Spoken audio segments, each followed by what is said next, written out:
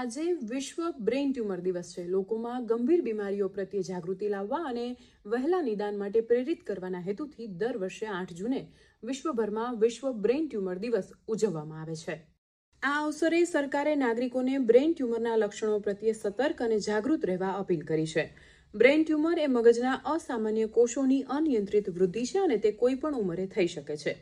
જોકે અદ્યતન તબીબી વિજ્ઞાનના કારણે હવે બ્રેઇન ટ્યુમરની સફળ સારવાર અને સંપૂર્ણ રિકવરી શક્ય બની છે। સમયસર જાગૃતિ, વહેલું નિદાન અને ત્વરિત અદ્યતન સારવાર દ્વારા આ બીમારી સામે જીતી શકાય છે। અમદાવાદની GCRI હોસ્પિટલમાં આવા કેન્સરના દર્દીઓને એક જ છત નીચે વૈશ્વિક સ્તરનું નિદાન અને અદ્યતન સારવાર મળી રહે છે। પરિણામે ગુજરાતના દર્દીઓએ રાજ્ય બહાર જવાની બિલકુલ જરૂર નથી। અહીં છેલ્લા 5 વર્ષમાં બ્રેઇન ટ્યુમરના દર્દીઓને વૈશ્વિક સ્તરની અદ્યતન સારવાર આપવામાં આવી છે। હોસ્પિટલના રેકોર્ડ મુજબ 2025 સુધીમાં 252 કેસો નોંધીને દર્દીઓને શ્રેષ્ઠ તબીબી સેવાઓ પૂરી પાડવામાં આવી છે।